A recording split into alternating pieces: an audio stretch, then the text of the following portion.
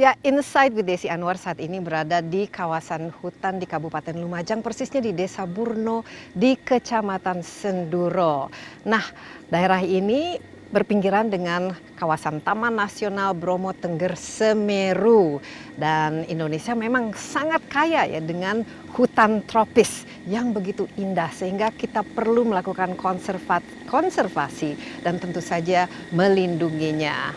Nah, bagaimana dengan masyarakat yang hidup di sekitar hutan ini? Tentu saja mereka harus menjaga kelestarian hutan, tapi juga mereka harus mendapatkan nafkah dari hutan ini, tapi dalam bentuk-bentuk mata pencarian yang alternatif. Nah, untuk itu pemerintah memiliki program yang namanya Program Perhutanan Sosial dan Kemitraan Lingkungan di bawah Kementerian Lingkungan Hidup dan Kehutanan. Nah, seperti apa saja bentuk program kehutanan sosial ini? Kita akan langsung berbicara dengan Dirjen PSKL atau Perhutanan Sosial dan Kemitraan Lingkungan. Yuk, mari kita ikuti.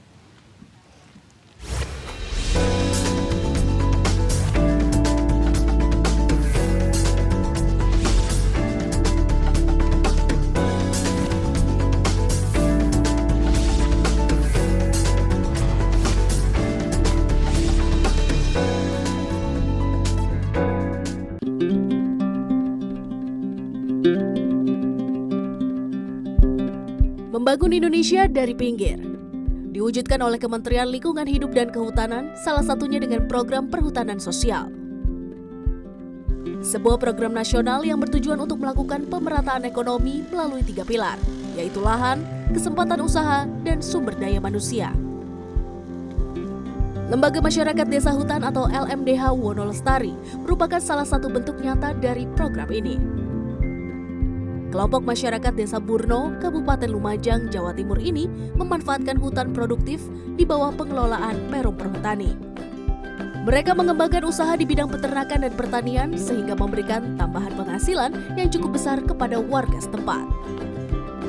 Di hutan seluas 940 hektar ini, perubahan signifikan terjadi sejak program perhutanan sosial diterapkan. Jumlah ternak sapi milik warga meningkat dari 400 ekor menjadi 882 ekor. Produksi susu sapi meningkat dari 3.000 liter menjadi lebih dari 5.100 liter per hari. Di samping mendapat bantuan regulasi untuk memanfaatkan hutan dari pemerintah, 367 anggota LMDH Wonolestari juga memperoleh bantuan kredit usaha rakyat atau KUR dari perbankan. Keberhasilan LMDH Wonolestari ini dijadikan percontohan bagi daerah-daerah lain untuk menerapkan program perhutanan sosial sambil memanfaatkan wilayah hutan untuk konservasi.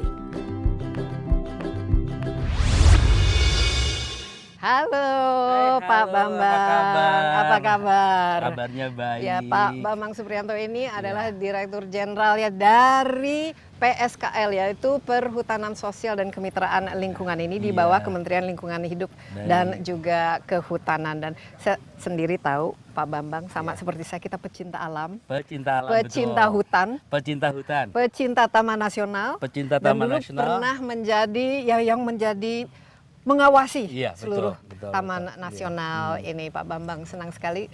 Memang agak hujan, Iya, tapi ini kan hutan tropis. Hutan tropis. Karakternya memang betul. hujan ya.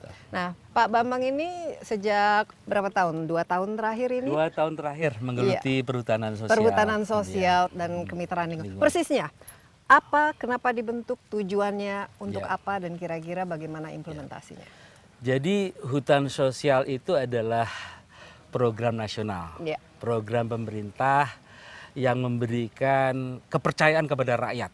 Rakyatnya itu kelompok tani hutan dalam bentuk akses lahan 35 tahun untuk dikelola dengan syarat bahwa hutannya harus tetap lestari, kemudian konflik-konflik sosialnya juga mereda, dan yang paling penting adalah bagaimana meningkatkan kesejahteraannya. Kenapa? Kenapanya itu ada 3 persoalan yang selama ini sebelum melatari adanya program ini yang program menjadi ini. masalah yang biasanya dihadapi ya. Yang pertama, masalah ketidakadilan akses. Bahwa sebelum 2015 dari 43 juta hektar hutan yang bisa dimanfaatkan ternyata hanya 0,4 juta hektar. Yang untuk 43 juta hektar itu seluruh Indonesia. Indonesia. Ya. Dan hanya berapa yang bisa dimanfaatkan? 0,4 juta hektar. 0,4. Wow, Nah, kecil sekali ya. Nah, ternyata itu hubungannya dengan kemiskinan dan partisipasi masyarakat. Yang khususnya tinggal di Kalau pinggir kita lihat hutan itu. angka statistiknya Ya. dari BPS itu ya, bahwa di Jawa itu 37% desa yang di sekitar kawasan hutan itu ternyata kategorinya miskin. Dan 80% itu adalah masyarakat yang tinggal di sekitar kawasan gitu ya. Nah, oleh karena itu kenapa? Oh, ternyata aksesnya pada waktu yang lalu itu hanya 0,1 sampai 0,2 hektar per kakak.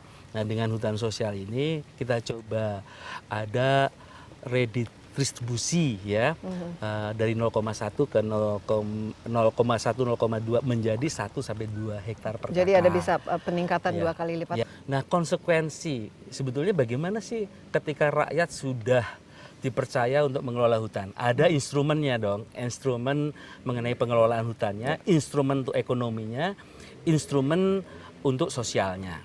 Oleh karena itu, di dalam bekerja, setelah kita memberikan akses, harus ada dampingan. Jadi artinya apa? Program hutan sosial ini program yang sifatnya holistik. Dengan akses yang legal, masyarakat bisa mendapatkan proporsi lahan yang mumpuni gitu ya. Kemudian bisa mengakses mengenai microfinance-nya dan pasarnya. Nah, caranya yang paling penting. Wajib setelah SK itu turun, wajib membuat namanya RKU, Rencana Kerja Usaha atau Business Plan. Ini kan di Indonesia Ya, ya. di Tadi Indonesia, disebut ya. besar sekali, banyak sekali Ya. hutannya. Ya. Dan dari segi jumlah Ya. desa yang Ya. misalnya mirip-mirip ya, desa hutan atau masyarakat Ya. adat atau hutan adat itu ada Ya, berapa baik. totalnya dan Baik. berapa nanti yang Ya. akan istilahnya diprogramkan Ya. untuk jadi perhutanan sosial? Jadi target pemerintah adalah 12,7 juta hektar dalam 5 tahun ini. Dalam 5 tahun ini. Itu sudah dipenuhi dengan adanya peta pencadangan, namanya peta indikatif perhutanan sosial. Ibu Menteri tahun 2016 dari target 12,7 sudah dialokasikan 13,8. 13, jadi lebih dong ya. 13,8. Nah, sekarang menjadi persoalan. Kan hutan sosial itu harus tepat sasaran. Harus subjeknya masyarakat yang tinggal di dalam kawasan hutan itu sendiri. Ya. Yang mungkin selama ini mata pencariannya Iya, sangat tergantung pada hutan atau kayu dan lain sebagainya. Gitu ya. Kemudian objeknya harus hutan negara. Jangan sampai tanah orang kita aku menjadi hutan sosial. Dicaplok. Caplok. Itu menjadi nambah konflik kan. Oleh karena itu yang menjadi tantangannya dari 13,8 juta hektar itu adalah mendistribusikan kepada kelompok masyarakat. Sekarang sudah 2,7 juta hektar yang sudah kita capai. Itu berapa desa kalau dihitung-hitung total? Desanya itu sekitar, kalau kakaknya dulu ya, kakaknya itu ada sekitar 600.000 kakak. 600.000 kakak. Kalau seluruh satu Indonesia kakak ya, satu kakak itu adalah 4 4 sampai dengan 5. Bayangkan ada sekitar 2,4 sampai 3 juta orang yang terlibat di hutan sosial gitu ya. Kemudian lokasinya ada di 5.565 lokasi. 5.550. Wow. Dan skemanya ada 5. Kalau saya mengatakan salam hutan sosial itu artinya satu hutan desa. Jadi hutan yang pengelolaannya diberikan kepada desa. Kemudian yang kedua hutan HKM, hutan kemasyarakatan. Di bawah desa ada kelompok-kelompok. Boleh juga kita berikan kepada kelompok seperti di Wonolestari ini. Itu adalah pola yang HKM. Kemudian yang ketiga itu adalah hutan tanaman rakyat, seperti HTI tapi skala rakyat. Ya. Kemudian yang keempat kemitraan. Nah di sini kemitraan antara perhutani dengan kelompok masyarakat.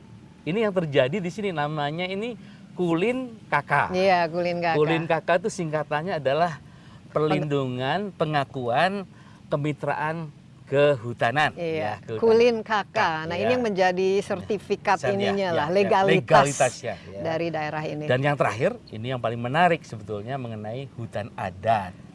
Untuk pertama kali di pemerintahan ini hutan adat direkognisi. Tahun 2016 ada 9 unit untuk masyarakat adat. Kemudian 2017 9, 2018 itu adalah 16, sampai Maret 2019 sudah 16 lagi. Sudah 16 lagi. Ya, Jadi totalnya 50. Jadi semakin meningkat ya. Saya ingin tahu ya, karena memetakan, kemudian juga melihat yang mana yang lahan yang available yang bisa digunakan oleh masyarakat dan tanpa menimbulkan konflik, tapi juga memberikan istilahnya legalitas bagi masyarakat memilikinya 35 tahun ke depan. Nah itu bagaimana pemetaannya? Karena kan setiap daerah beda, mungkin budayanya beda, produk-produknya juga beda, hasil hutannya beda. Ini pasti ada.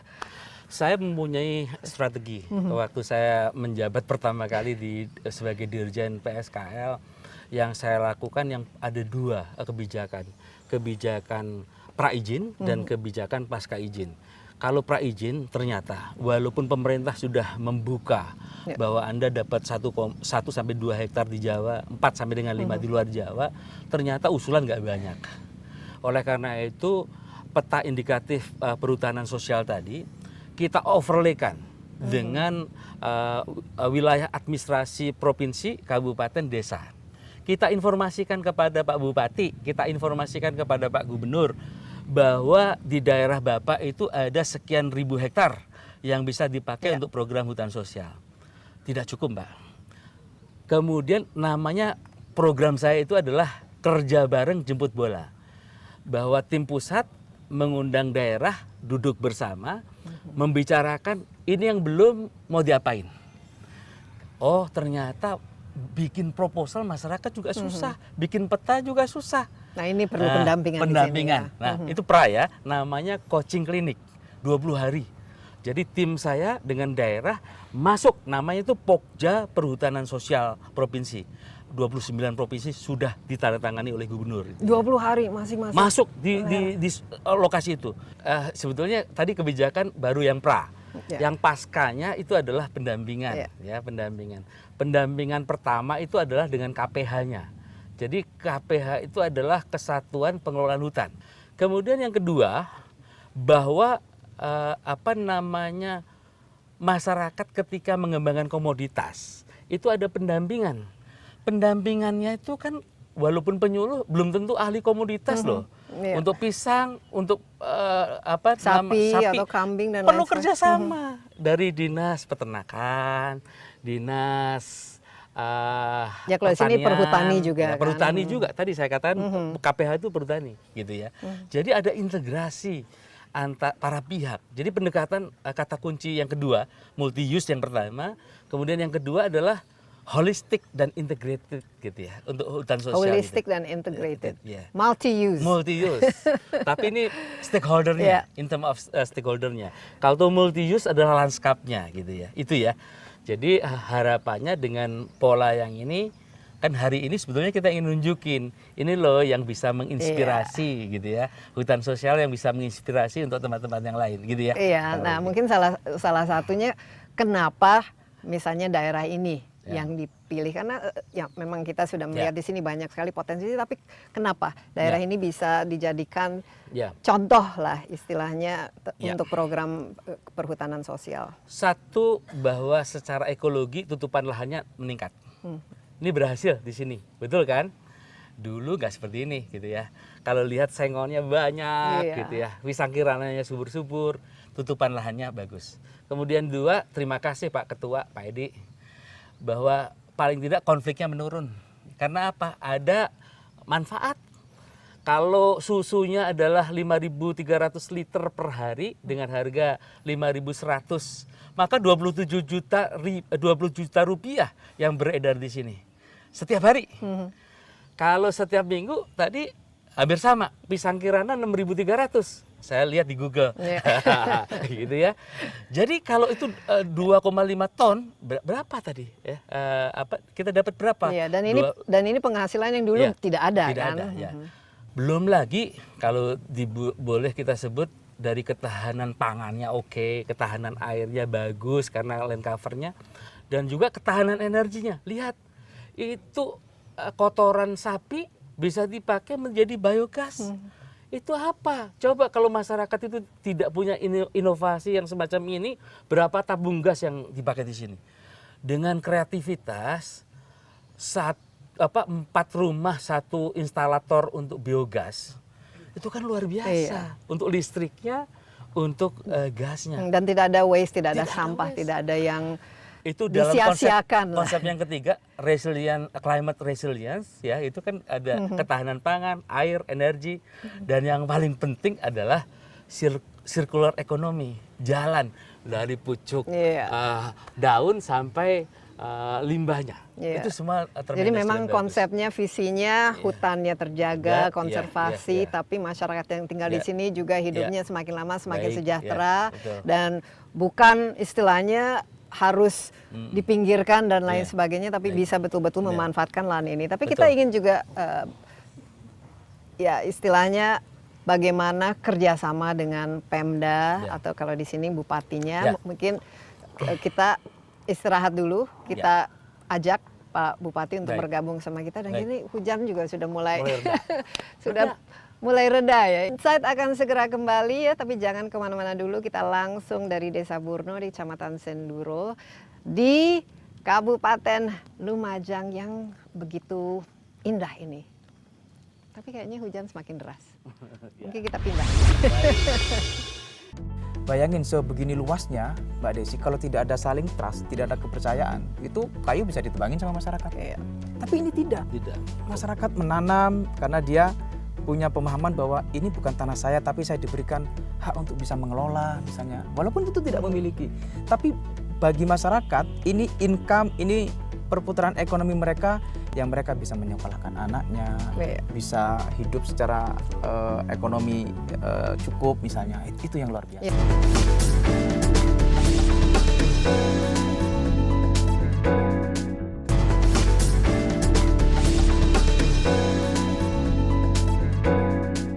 Ya, kita lanjutkan Insight with Desi Anwar dari kawasan hutan produksi di Kabupaten Lumajang, dan kawasan ini dikelola oleh LMDH Wonolestari, Lembaga Masyarakat Desa Hutan Wonolestari, dan juga merupakan salah satu dari program perhutanan sosial di bawah PSKL, program Perhutanan Sosial dan Kemitraan Lingkungan. Ada Pak Dirjennya, Pak Bambang Suprianto, dan juga kita ditemani oleh Bupati Kabupaten Lumajang, Ya, Pak Torik Mbak Desi. Agya. Ya. Luar biasa, masih muda. Nah, ya benar ya, Pak Bambang ya. Bright Bupati. Nah, biasanya kalau bupatinya masih muda, Ya, inovatif, ya. cemerlang. Aduh, terima kasih, ini pujiannya banyak sekali. Tapi masih baru ya. Ya, Tujuh baru 7 bulan. bulan. Ya, Nah, baru dilantik ini 7 bagaimana bulan. Pak Tori, karena kita sudah berbicara mengenai salah satu dari mitra Ya. dengan perhutanan sosial ini, Kabupaten Lumajang ini bisa dikatakan yang the best practice ya, karena banyak Ya. sekali yang bisa potensinya yang bisa dikembangkan, dan dari tahun ke tahun kita lihat juga jumlah sapinya katanya meningkat, Ya, susunya yang diproduksi juga meningkat, ada kambing, ada agroforestry dan lain sebagainya. Pak Torik, selama ini bagaimana kerjasama, karena kuncinya kan juga kemitraan ya dengan perhutanan sosial ini. Saya merasa bersyukur ya, di Lumajang menjadi satu pilot program untuk memiliki satu kawasan yang semua terlibat. Ya. Terima kasih saya, Mbak Desi. Di sini tidak hanya satu pihak, Ya. ada perbankan, Iya.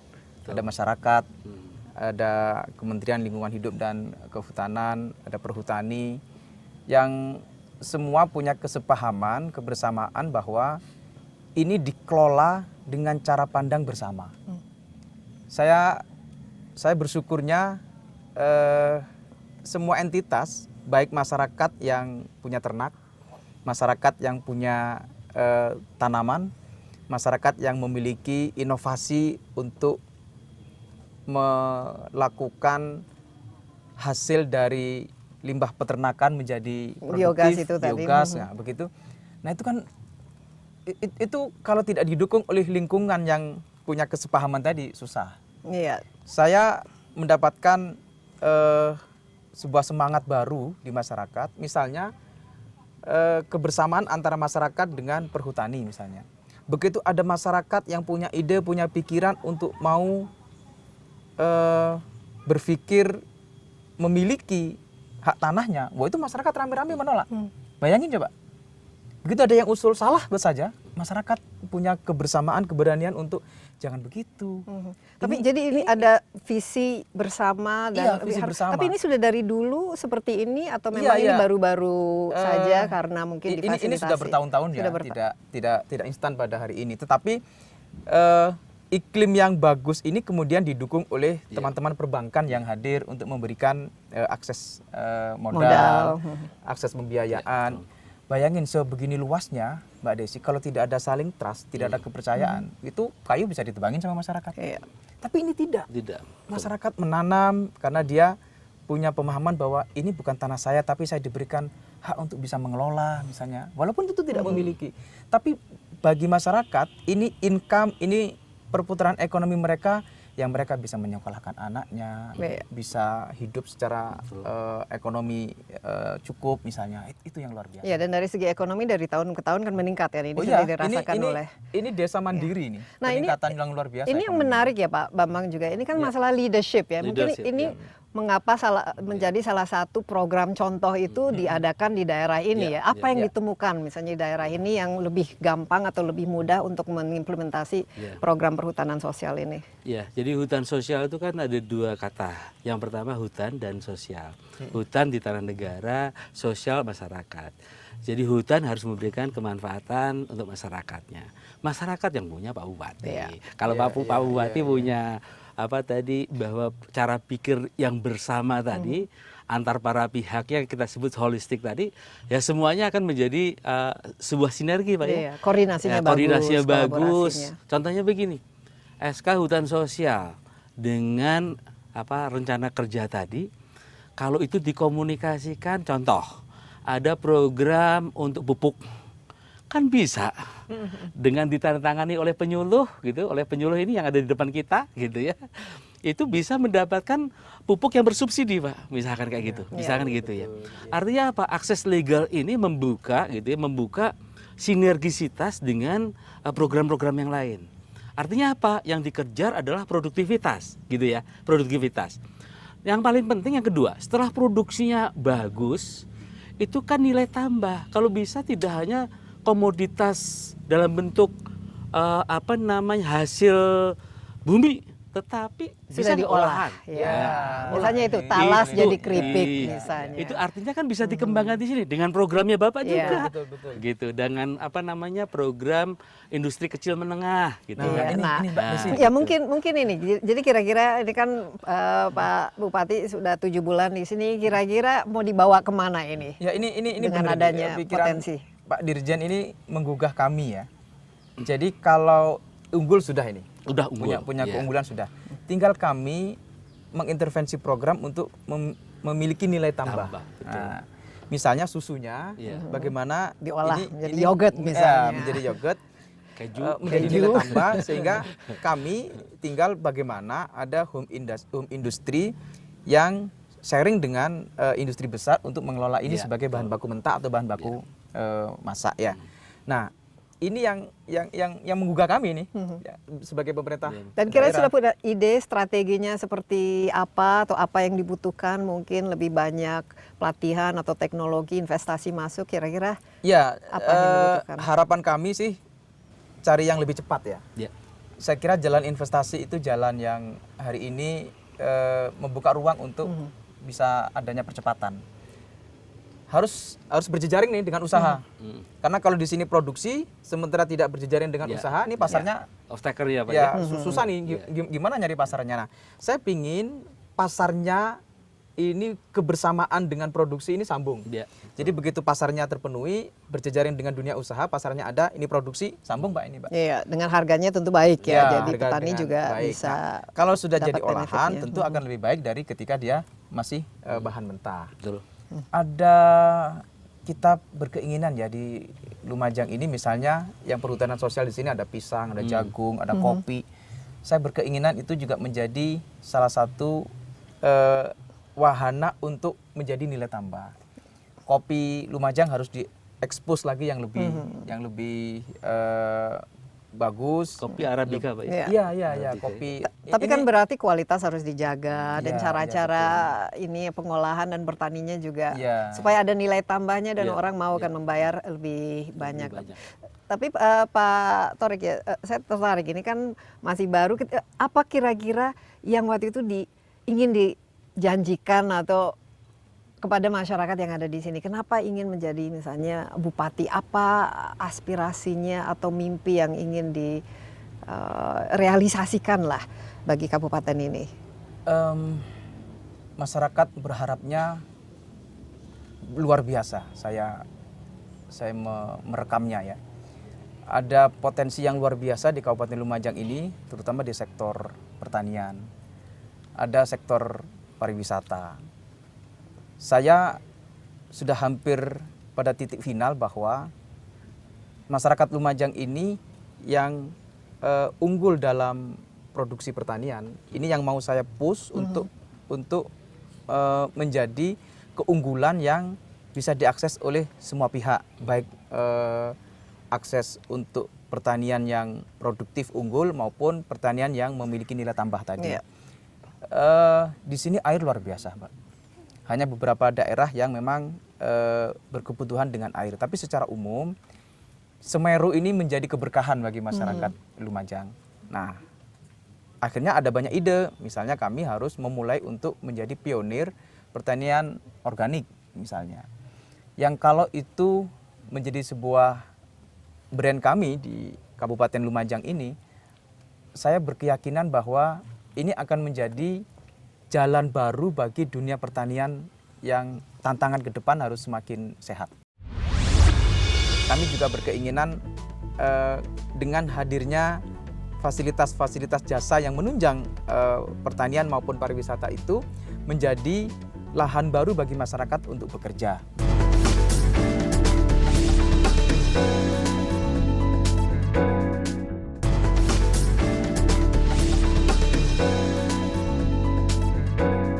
Saya lihat ini kan kita juga bersebelahan dengan Taman Nasional Ya. Bromo Tengger Semeru. Ya, Ini kan betul. pariwisatanya kan juga banyak. Nah, ini bagaimana pemanfaatannya untuk misalnya pariwisata, turisme, tapi di lain pihak memastikan bahwa daerah ini betul-betul ya lestari lah, dilindungi. Harus connecting, Mbak. Kami berpikir sedaya upaya kerja keras kami untuk connecting antara produk unggulan tadi dengan potensi yang lain. Kami ini pariwisata yang mulai yang paling dingin lah kira-kira itu sampai yang paling panas. Karena kita punya hamparan laut selatan, Laut Selatan, ya. yang pasirnya hitam dan itu memang masih alami, masih belum dikelola, dan saya berkeinginan untuk ada jejaring investasi dunia pariwisata yang connecting tadi antara satu tempat dengan tempat yang lain. Di sisi yang lain kami harus menyatukan antara bagaimana sih pertanian itu connecting dengan pariwisata.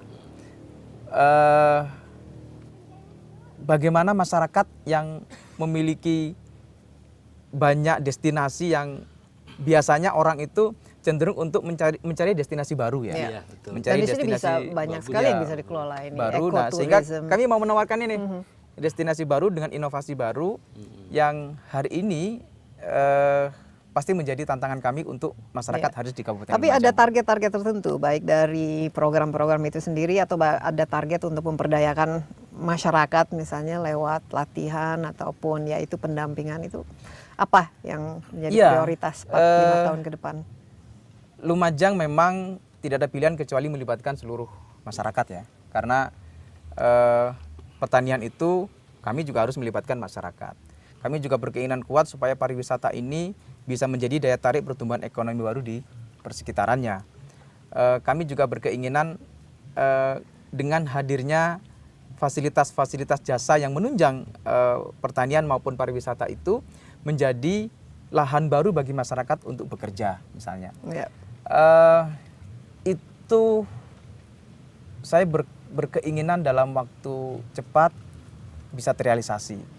Memang ini bukan kerja biasa. Saya sadar bahwa ini harus kerja keras. Iya. Saya harus butuh dukungan semua pihak.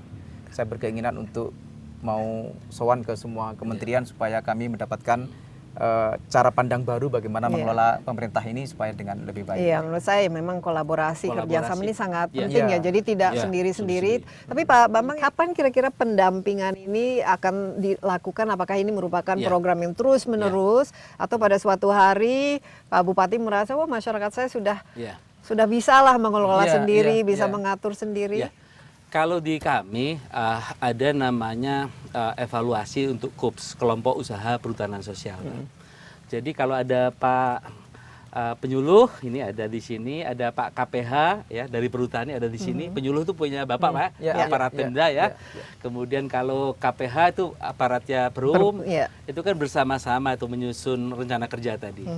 Nah, kalau itu kita evaluasi dengan 3 indikator. Kalau ekologinya tadi misalkan tutupan lahan bencana ekologi nggak ada, sudah bagus.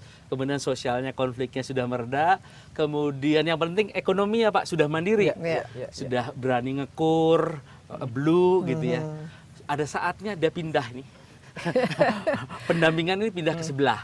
Ini menjadi iya. sebuah Iya. benchmark aja, menjadi sebuah contoh bahwa desa ini sudah Dan mandiri. ternyata sudah sukses. Dan yang Ini- lain bisa, Iya, yang Mbak lain bisa Desi. belajar dari Ini desa ada ini. ide baru ini. Edukasi akhirnya kami bisa serap begini.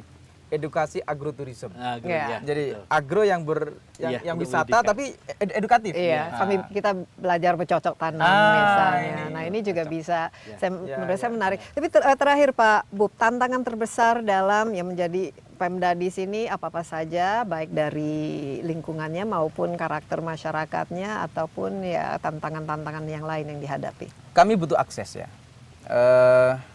Dari banyak hal akses, baik infrastruktur akses maupun akses yang bisa mendampingi masyarakat untuk tumbuh. Ini beberapa akses sudah menjadi contoh, tapi memang masih banyak daerah lain yang perlu diintervensi aksesnya. Ini yang akan kami lakukan. Ya. Kami akan membuka ruang akses dulu, infrastruktur semoga ini tol bisa segera sampai kepada kami, kemudian kami bisa sharing dengan bandara di kabupaten di tetangga misalnya. Kemudian masyarakat juga bisa terdidik dengan contoh konkret di Desa Burno ini sehingga akses perbankan hadir, akses program dari kementerian juga hadir. Wah, kalau itu terjadi, Mbak. Iya, dan mungkin juga Bahagia saya memimpin Lumajang ini. Iya, dan investasinya juga semakin lama Semakin, semakin iya. meningkat. Meningkat, Pak Bambang, kalau dari nilai dari 1 sampai 10 pengelolaan program perhutanan sosial di sini kira-kira berapa? ininya 9,5. 9,5. Oh, memang jadi dia Kurang lima. 0,5. hampir perfect Iya, ya, iya, tapi iya. jadi masih ada yang iya. Masih tapi ini ada, harus kalau- tapi ini harus konsisten ya, lestari. Tapi ini sudah hujan jadi Iya. kelihatannya kita Sambil menikmati. ya sambil menikmati tapi supaya kita Suasana tidak basah. hujan Terima di kasih hutan. Iya. Pak Bupati. Terima kasih datang ke Lumajang. Torik. Terima kasih. Luar biasa daerahnya, alamnya begitu indah, kasih. udaranya Terima kasih, Pak bersih dan Bambang. juga ya Pak Ya. Bambang terima kasih Baik. banyak dan ini betul-betul menginspirasi Baik. kita semua dan juga kita harapkan desa-desa lain juga bisa terinspirasi bahwa ternyata ya sekarang tuh memang ada program perhutanan sosial dan kemitraan lingkungan yang bisa dilakukan untuk memperbaiki kesejahteraan masyarakat tapi juga sambil melindungi ya lingkungan kita tanpa merusak. Insight with Desi Anwar. Kita dengar kan pasti ada konflik atau ada penyalahgunaan lahan atau mungkin penebangan secara ilegal dan lain sebagainya. Pada saat itu memang belum sempurna benar sehingga masih kita sebenarnya di prinsip BHBM itu melibatkan semua stakeholder, tapi ternyata yang terlibat itu masih terbatas.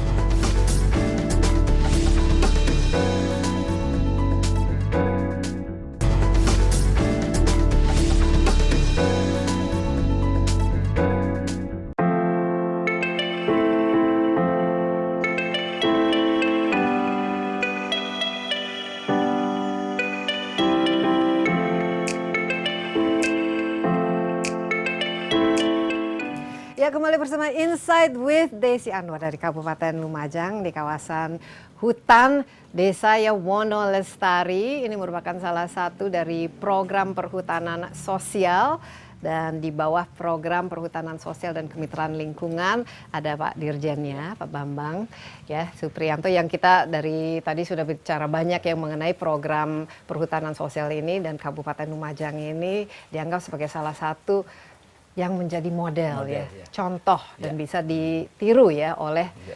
desa-desa lain karena di sini cukup sukses mengembangkan potensinya tentu saja tanpa merusak lingkungannya. Di sini saya juga ditemani oleh Dr. Evan Shah sebagai penasehat senior dari Menteri Lingkungan Hidup dan Kehutanan dan juga dari Perhutani ya ada Pak Joko ya. Pak Joko, di sini kan daerah ini dulu merupakan kawasan yang dikelola oleh Perhutani Sampai juga sekarang, ya sampai sekarang. Jadi kalau kita lihat ini ada kemitraan ada dari pemerintah. Tadi kita sudah bertemu juga dengan dari Pemdanya dan juga dari Perhutaninya dan kita ajak juga Dr. Evan Shah ini karena yang namanya hutan itu pasti di Indonesia ini bukan saja kekayaan kita tapi diharapkan bisa memitigasi kalau ada climate change atau perubahan iklim itu penting kita rawat ya, kita konservasi, kita lindungi. Tapi sebelum kita mulai, Pak Bambang dengan Perhutani, nah Perhutani kan lebih lama, lebih dulu di mengelola daerah ini. Nah bagaimana sinergi kerjasama? Jadi program hutan sosial ini kan namanya Kulin KK. Jadi melindungi, mengakui kemitraan kehutanan antara kelompok masyarakat dengan perhutani. Ada dua hal yang perlu revitalisasi. Yang pertama, jika memungkinkan tadi luasannya 1 sampai 2 supaya aksesnya itu mempunyai scale of economic. Kalau dalam falsafah Jawa dulu itu namanya satu bau. Satu bau itu 0,7 hektar. Itu mumpuni secara ekonomi untuk menopang satu kakak. Itu yang pertama. Kemudian yang kedua, karena sekarang kan kebijakan nasionalnya ini kan untuk memberdayakan masyarakat, mensejahterakan masyarakat. Di dalam naskah kerjasamanya, pembagian benefit sharingnya yang ke masyarakat, yang lebih besar. Supaya bisa mensejahterakan. Nah dengan energi sosial ini, gitu ya, energi sosial ini, harapannya perhutani lebih terbantu dalam kegiatan sehari-harinya. Itu filosofi mengenai Kulin KK. Dan perhutani ini juga sekaligus menjadi off taker, terutama untuk kayu, karena tata usaha kayunya kan di perhutani ya, gitu ya. Begitu 5 tahun, 6 tahun sengon ditebang, siapa yang beli? Perhutani ya, dengan pembagian yang jelas tadi itu. Iya, nah Pak Joko ya, Pak sebagai dari pihak perhutaninya itu sendiri, ini bagaimana kerjasamanya dan sebelum adanya program perhutanan sosial ini, bagaimana mengelola kawasan ini dan juga hubungan atau kerjasama dengan warga yang tinggal di sini? Mungkin perlu saya jelaskan, Perhutani ini kan mendapatkan mandat pengelolaan hutan di Jawa. Itu sejak tahun 1961. Ya, sudah cukup lama. Nah, di Jawa ini kan dipadati oleh banyak penduduk. Jadi 60% penduduk itu kan ada di Jawa. Sedangkan luas hutannya juga tidak, mungkin masih kurang dari 30%. Karena luas ini mau tidak mau, maka perhutani harus melibatkan masyarakat. Sehingga sejak tahun 1961 sebenarnya kita sudah mengenal yang namanya sistem tumpang sari. Jadi masyarakat diberi akses untuk bertani di hutan sambil membuat tanaman. Tetapi kemudian berjalan pada tahun 1982 ini berubah menjadi semacam ada kerjasama antara mantri lurah. Nah, mantri lurah ini kan meningkatkan kerjasama antara masyarakat yang dipunyai oleh lurah dengan mantri, yang mana dia sebagai pengelola hutan ini. Dia harus bekerja sama secara sinergi sehingga di dalam rangka pembuatan mulai penanaman hutan sampai keamanan hutan itu bisa tercapai dengan baik. Terus kemudian lagi pada tahun 94 kita sempurnakan lagi menjadi PMDH, pembangunan masyarakat desa hutan waktu itu. Jadi sama perlunya kita memberikan akses yang luas kepada masyarakat untuk bertani di hutan. Di sana sudah ada space yang diperuntukkan untuk masyarakat. Dalam hal ini menanam semacam buah-buahan yang bisa dilakukan sampai akhir daur, sehingga hasil dari buah-buahan ini bisa dipakai untuk masyarakat. Tetapi rupanya ini juga masih perlu perbaikan lagi, sehingga pada tahun 2000 ada yang kita tambah menjadi PMDH namanya, atau PMDH terpadu. Kita kita sudah mulai melibatkan semua elemen stakeholder sehingga bisa membuat masyarakat ini lebih istilahnya terberdayakan. Tapi ternyata ini juga masih kurang sempurna lagi. Sehingga setelah reformasi, jadi evolusinya panjang sekali. Sehingga setelah reformasi itu kita ternyata keterlibatan masyarakat pun terus kemudian manfaat yang diperoleh oleh masyarakat pun mungkin masih kurang. Sehingga kita launching saat itu pada tahun 2001 kita sebut namanya PHBM. Itu sistem pengelolaan hutan bersama masyarakat yang sampai sekarang juga masih dilakukan PHBM. Perhutani mempunyai luas kawasan di Jawa ini 2.400.000 hektar lebih, dan ini dilingkupi oleh hampir 6.000 desa, Bu. Jadi hampir 6.000 desa, dan itu 90% sudah bekerja sama dengan perhutani melalui kerjasama PMPM. Jadi sebelum ada dengan ini sudah ada yang namanya bekerja sama dengan PHBM itu. namanya. Tapi selama itu bagaimana dengan masyarakat? Apakah kendala? Karena kan kalau kita dengar kan pasti ada konflik atau ada penyalahgunaan lahan atau mungkin penebangan secara ilegal dan lain sebagainya. Pada saat itu memang belum sempurna benar, sehingga masih kita sebenarnya di prinsip PHBM itu melibatkan semua stakeholder, tapi ternyata yang terlibat itu masih terbatas. Karena apa? Mungkin dari sisi legalitasnya sendiri mungkin belum terakui. Terus kemudian terus ada yang namanya P83 tahun 2018 itu. Perhutanan sosial dengan pola kemitraan. Itu kita tinggal bagaimana menyesuaikan itu sendiri. Dan ini ada bentuk pengakuan secara legal, sehingga ini sudah mulai nih, baik dari pendanaannya oleh perbankan, terus kemudian dari stakeholder lain, mungkin dari pertanian dia suplai bibit-bibit unggul, terus kemudian dia melakukan pembinaan terhadap hama penyakit ini. Nah, kemudian seperti itu. Terus kemudian pemerintah daerah juga melindungi, membangun infrastruktur. Jadi terasa ada dibantu dengan adanya program perhutanan sosial dibanding dengan dulu mungkin yang lewat program kerjasama dengan masyarakat itu. Sangat terasa sekali. Karena sekarang sudah mulai kita semua stakeholder sudah mulai kita masuk ke dalam. Nah, peran dari perhutani itu sendiri dalam program ini tadi ya sebagai off taker, tapi apa juga pendampingan yang diberikan atau kita yang jelas yang pertama kita memberikan akses yang sangat luas kepada masyarakat untuk melakukan kemitraan dengan perhutani. Terus kemudian kita juga melakukan pembinaan atau semacam peningkatan kualitas dari masyarakat itu, sehingga masyarakat diharapkan bisa mandiri. Dengan dia bisa mandiri, otomatis tingkat kepercayaan dia untuk mendatangkan uang, misalnya pinjam dari bank, itu akan sangat mudah. Dan juga mereka masyarakat bisa merencanakan lebih jangka panjang dan bisa meningkatkan sumber ekonominya dan juga yang jelas legalitas dari itu. Orang lupa bahwa ancaman climate change yang pertama itu akan terlihat di air. Jadi penting kualitas air. Kita lihat dari kualitas air dan kemudian kelangkaan air. Jadi dengan mempertahankan 350 hektar dari berapa 900 yang di-assign, itu sesuatu yang sangat fundamental dan signifikan.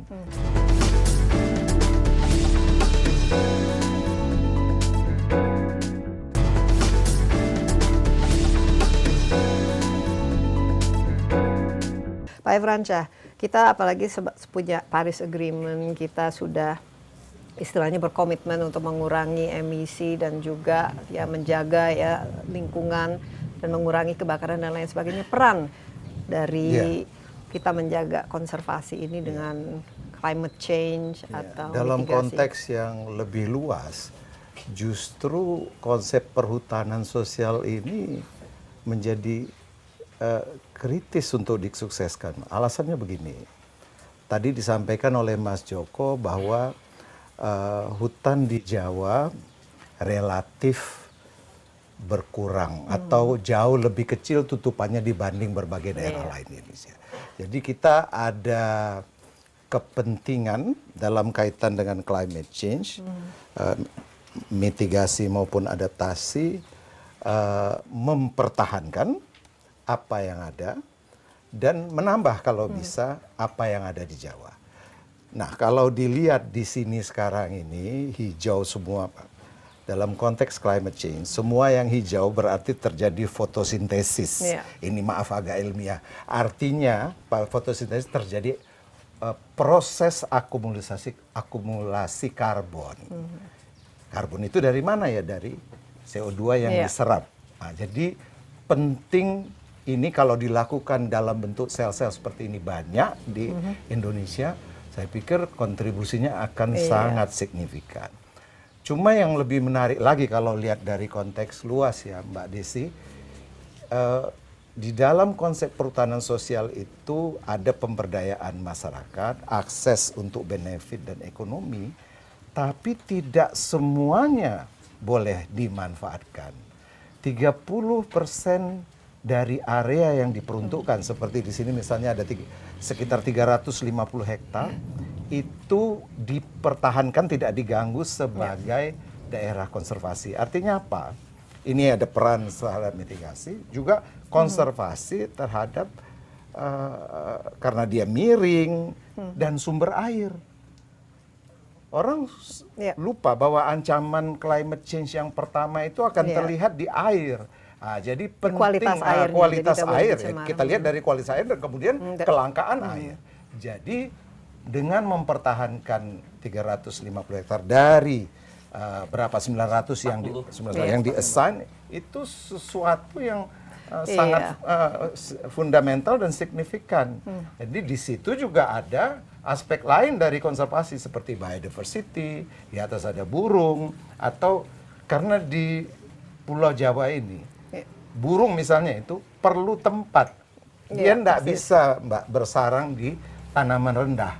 Banyak yang harus bersarang di pohon. Nah, jadi perlu dipertahankan. Jadi sangat relevan. Jadi ini bisa menjadi program perhutanan sosial bukan saja bermanfaat kepada masyarakatnya, ekonomi, tapi juga secara keseluruhan. Karena kita justru manusia harusnya paling diuntungkan ya dengan semakin banyaknya hutan yang kita lindungi. Ini memang sudah dipikirkan dalam kerangka itu semua, Pak Bambang. Jadi sebetulnya kan ada filosofi juga ya, think globally, act locally ya, bahwa penghitungan untuk pengurangan emisi di dalam konteks country to country itu kan ada diterjemahkan dalam Paris Agreement, kemudian NDC ya, NDC National Determined Contribution untuk penurunan emisinya, dan harusnya agregatnya itu dari tingkat tapak seperti yang kita lakukan hari ini gitu ya. Dan ada 5.565 yang lain gitu ya. Kalau itu bagaimana sekarang yang menjadi challenge-nya adalah bagaimana menghitungnya Pak gitu ya. Nah, itu. Nah, ini dan mungkin bagaimana benefit sharing-nya itu ya, ini secara global ya kalau kita kalau melihat posisi Indonesia dengan dunia lain ya, nilai tambahnya, tapi kembali ke kita harus menjaga hutan ini bukan saja karena untuk dari segi ekonomis atau kita melindungi, tapi juga yang penting itu adalah sebenarnya masyarakat yang tinggal di sini seharusnya paling tahu ya cara terbaik merawat hutan itu justru di kearifan lokal itu ya Pak Joko. Jadi memang betul kerjasama ini lebih menekankan pada kearifan lokal. Jadi kami dari sisi perhutani kami membimbing mereka bagaimana mengoptimalkan lahan itu sehingga hasilnya bisa lebih optimal gitu ya. Hutannya masih bagus, tapi dari sisi lain bisa diperoleh manfaatnya, misalnya dari pertanian semusim, dari buah-buahan dan sebagainya. Itu kita lakukan pembimbingan semua. Seperti contoh di sini, kalau kita biarkan hutan ini akan kita lihat hanya sebagai hutan, kemudian kita tunggu kapan nebangnya. Tapi ini bisa dimanfaatkan untuk sumber pakan ternak. Mungkin ada lagi iles-iles atau yang dulu mungkin yang banyak tumbuh di kawasan hutan. Ini masih ada banyak lagi yang sebenarnya bisa kita kembangkan. Dan di sini saya lihat banyak rumput gajah dan itu menjadi pakan sapi, kaliandra untuk lebah, dan juga untuk makanan ternak, domba dan sehingga lain 3 manfaat itu bisa terpenuhi. Yang pertama manfaat ekologi, ekonomi maupun manfaat sosialnya. Iya, jadi sebenarnya Indonesia tuh Pak Irfansyah sudah memiliki ya natural resilience ya di tingkat masyarakat. Begini. Lokalnya Mbak Desi, itu sendiri. karena kadang-kadang modernisasi itu mengubah pola kerja masyarakat dalam rangka mengejar ekonomi jangka tertentu gitu. Sebenarnya kalau bisa jangka pendek gitu. Sekarang itu kita kembali lagi ingin menggali kearifan lokal sedemikian rupa sehingga kita ada resilience. Sebenarnya pengetahuan itu nggak usah jauh-jauh dicari. Yang mengenai kaliandra, mengenai ada di sini semua. Petani di sini nggak pernah diajari. Yang paling unggul, mereka tahu sapi makan apa, nggak perlu diajarkan di sekolah. Justru kita yang kan? belajar ya dari mereka. Mungkin mereka difasilitasi misalnya untuk memasarkan produknya atau pendampingan untuk hitung-hitung keuangannya dan lain sebagainya. Tapi kalau produk mana yang paling potensial dan lain sebagainya, saya rasa teman-teman Pak Joko di sini paling tahu ya gitu. Tapi penting Mbak ya kalau membawa perhutanan sosial ini dalam skala nasional, penting satu hal diperhatikan yaitu keberlangsungan, sustainability. Nah, sustainability ini mustahil kalau disubsidi penuh. Jadi bagaimana caranya ke depan dalam evolusinya, karena kita lihat ini sejak awal ini partisipasinya kan besar. Nah, bagaimana caranya kita punya semacam platform, kita bangga dengan apa yang dilakukan di sini, sehingga ini menjadi kekuatan nasional. Gitu. Saya bilang sama Pak Dirjen, ayo dong, ini di-link. Pada waktunya ada tour yang aktivis yang bekerja di sini ya, anunya itu petaninya ke petani lain, tuker-tukeran. Nah ini menarik, apalagi LMDH di sini kan salah satu yang paling bisa dijadikan contoh lah, yang bisa mengajarkan, jadi menularkan kepada desa-desa yang masih belajar yang atau baru lain. mau mulai. Nah Pak Joko, Anda sendiri lihat bagaimana warga ini, apakah misalnya penebangan liar dan lain sebagainya itu semakin lama semakin berkurang, jadi merasa benefitnya terhadap kesadaran untuk melakukan konservasi. Ketika kerjasama ini berjalan dengan baik dan yang penting masyarakat bagaimana sih mendapatkan kemanfaatan dari itu. Kalau itu sudah dirasakan oleh masyarakat, dengan otomatis keamanan hutan ini akan terjaga, sehingga illegal logging itu pasti akan sangat turun. Iya, apalagi mereka melihat bahwa bisa menghasilkan lebih banyak lagi dengan melakukan agroforestry daripada menebang kayu. Apalagi kalau ada nilai tambahnya tadi yang kita sebutkan ya, dengan produk-produk yang nilai jualnya juga lebih tinggi.